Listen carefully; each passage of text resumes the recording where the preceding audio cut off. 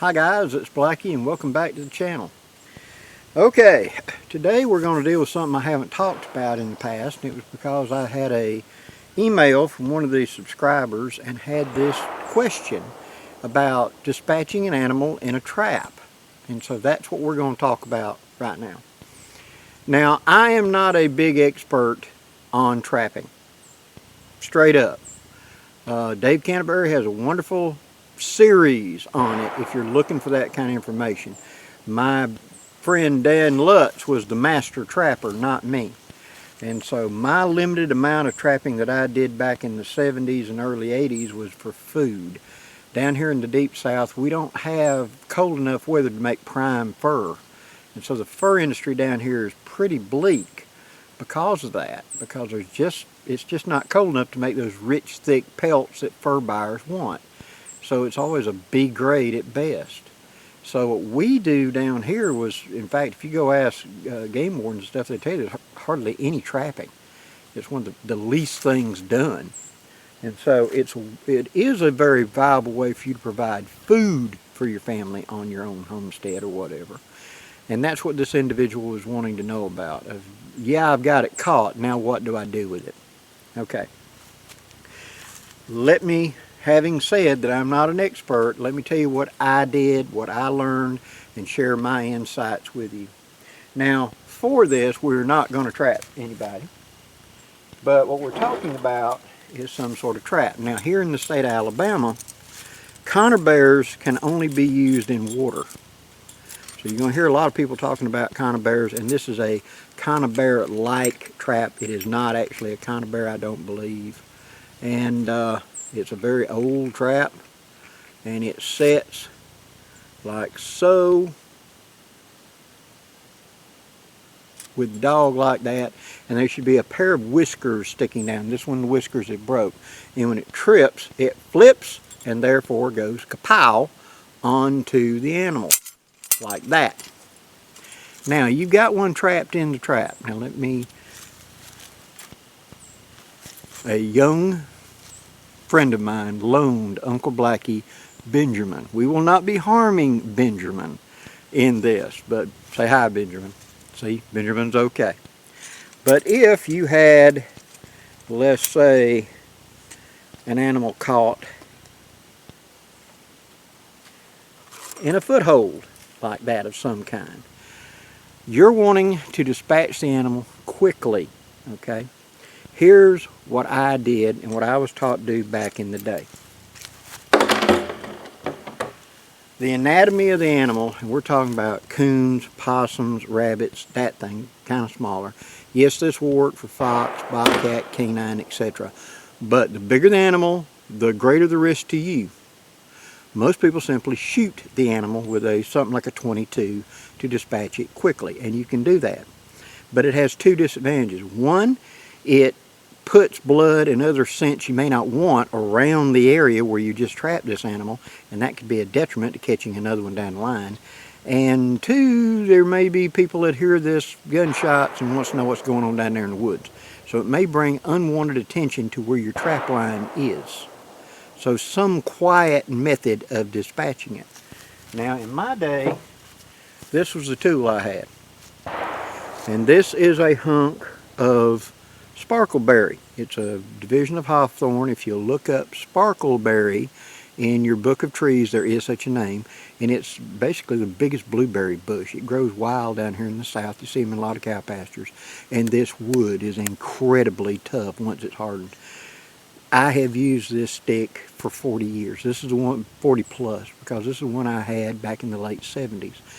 After I quit doing my trapping, it rolled over into my bullet casting, and this is what I use whacking the molds, and that's after hitting steel mold handles for 20-something years. You see how much damage it's done. But it was a short, handy stick, had a lanyard on that I could put around my neck, put around my wrist. And the opposite game here was you got cocked. You brought it up here, and you got close enough to the animal, and where you wanted to hit was here at the base of the skull. And I mean hit it. Don't be a wimp about this. Hit it. Now let's talk about this for just a second. This is a distasteful act, I know that. I know you don't want to kill the poor little animal, but you need it for food. I understand that. Not everybody is comfortable with it. I was never comfortable with it. That's the reason you have to be very, very good at it. Do not mess this up. You do not want the animal to suffer in any way, shape, or form. As what I was taught whenever I was getting into this was, if you were in the trap and whatever was coming to get you, do you want them to mess it up or do you want to do it right where you're turned off and you'll never know it again? Which would you prefer? Have the same respect for the animal. Do this well. Practice this until you get it to second nature, so that whenever you step up there, you're calm, you're relaxed, you're not telegraphing, I'm about to hit you. Don't be like, because the animal's going to try to shy away. Get up there and get the stick at an angle, get up there and be just as calm and cool looking at it and wait for the animal to calm down. And then when it does, whack, just as hard as you can. As soon as you hit at the base of the skull, this is going to cause concussion. It's going to hit where the spine joins to the skull, and that impact may break the spine. If it doesn't, the sheer shock wave going into the brain is going to knock the animal unconscious, probably terminal. But to be sure, after the hit, the immediate second thing is you roll the animal up on its back, and right here on either side, you want to hit solidly. Whack on under the ear and into the throat. Whack, and then hit the other side. Whack. So it's like bam, roll it over, bam, bam. That will guarantee the animal has been safely dispatched, because the impact of the back of the skull will stun it, kill it, or at least knock it unconscious. The rolling it over and hitting it on either side of the throat hard will crush the windpipe, and hydraulically, the impact of the back of the skull and everything, the blood pooling in the brain, when you hit it there, that hydraulically rams blood up into the brain cavity. You squish it. So the animal never regains consciousness. It's out. Okay? This is not something we want to be wishy-washy on.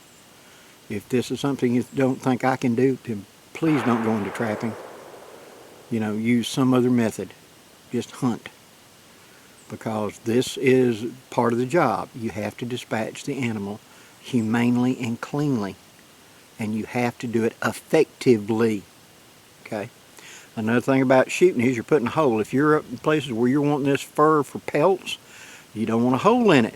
Something with a nice smooth, not chewed up like mine, but a nice smooth where it hits and it doesn't make a big hole in the hide or yank out a bunch of fur is a big advantage. A lot of the guys used tire bats, which was simply a hard piece of hickory with a piece of metal pipe on the end of it secured with a pin, so that when it hit very effectively. Now this is short. I was getting predominantly coons, rabbits, possums, so I could get up there close and hit it. Now let me say about coons. Coons are the toughest to me, because they give you this, oh poor woe is me, they got the saddest little face. It really just twists your heart when you walk up there to them. It really, really does. And yet, in a nanosecond, if you get close enough, they will flip and become the most ferocious fighting thing you've seen. Teeth flying everywhere. I have seen dogs chewed to pieces in seconds by a coon. So don't be fooled that, oh, poor pitiful me, is he's asking you to get in range. So make sure you got a stick long enough. Now this is too short. Another thing that we carried a lot back in the days was an axe handle. Notice this part right here. This is where we wanted to impact and hit the back of the neck with. That point right there. It wouldn't damage the fur, but it would do a good job. Again, back of the neck to the skull, wham, roll the animal over, the two side throat hits, whap, whap, it's over. Okay? An axe handle is pretty good. Usually these are rough on the end. Wrap it or something, make you a good handle on it. Again, something I can carry up and cock it, and don't look. Don't come up menacing like this. Just come up relaxed. Take it and kind of push a couple of leaves away or something so he sees you're not using it offensively, and get in range and just be calm. when you get up there. He will initially be upset. He'll try to just scoot up to where you're in range and just relax. He'll relax. It will relax. And whenever you decide to hit it, sorry for that, like that though, when you decide to hit it, okay? Now, for survival, well, we weren't planning on trapping, but we've learned primitive skills in primitive trapping. And we've come out and we got into such a situation, excuse me, and we've trapped an animal in some sort of improvised whatever because we're doing it for survival. This is not for sport. Primitive trapping is illegal in all states, but to sustain life, that's a different thing. But don't be doing this just for fun, guys. Some other tool you may have with you, like for example, like I said, an axe handle, a stick, something green. If you can't rear back and hit a small tree with it like a baseball bat as hard as possible and it not crack, do not attempt to use it to dispatch an animal, because trust me, if you do this and it breaks and you somehow stumble or fall down there and that animal ain't out, you're going to regret it. The cold steel tomahawks with this on the back of it make an excellent, as well as you can also just take the handle out and use the handle, but the back of that right there makes a good effective hit, and it's over.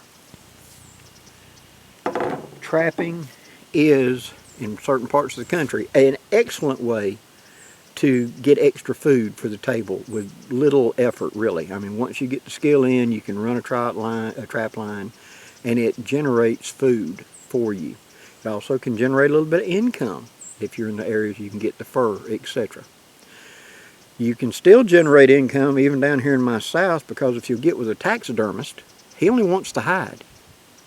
You know, he's not interested in the meat of the coon or the possum or whatever. And so what I did back in the day was I had a taxidermist that I would bring him my possums complete. I wouldn't even skin them. And he would skin it and then give me the meat back, because he was stuffing the possums and making these little novelty things. You know, the possum sitting there with a beer can and stuff like that, these stuffed displays that tourists were coming in, because we're right here at the Florida border. And he was taking and selling down there to tourists, because they, you know, it was like, welcome to Florida, and it was a possum with a beer can.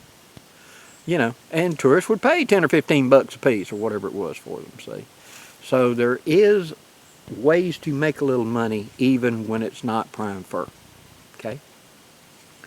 In a homestead survival situation, yes, those furs are usable. And if you're going to go through the process of tanning the fur and then turning them into blankets or throws or whatever, yes, very viable, as well as being a source of food. But you have to understand that if your state allows conibear killing traps, that is a real advantage if you don't want to have to kill the animal. Let the trap do the work. On the other case, like here in my Alabama, where you're not allowed to have a killing trap except in water. And so therefore, you've got to dispatch the animal either by firearm or by impact or some other method. Whatever method you choose. Like that old man taught me when I was a boy. If you were the one in the trap, would you want him to be good and clean, or do you want him to screw it up? Have the respect for the animal to make it as quick and as humane as possible. That's the best advice I can give you. Guys, thank you very much for watching. I really appreciate it. And the next video on the Ground Pounder series, Mastering Canteen Cup Cooking, see, I got it out, will be this coming Wednesday, and I will have one for you then. So we're going to try to get back on track. Thank you very much for all the support. It's a day by day, and I will give you a little update. Yes, there is a little bit of lost. There is some permanent brain damage, but I'm working through it. And I seem to be mostly here and able to do what I need to do. So I'm going to take it day by day and improve as much as I can. And heartfelt, truly, thank you for all the prayers and well wishes and support. It really means a lot to me. Thank you. Till next time, guys, I'm Blackie wishing you safe journeys. Have a great day, guys.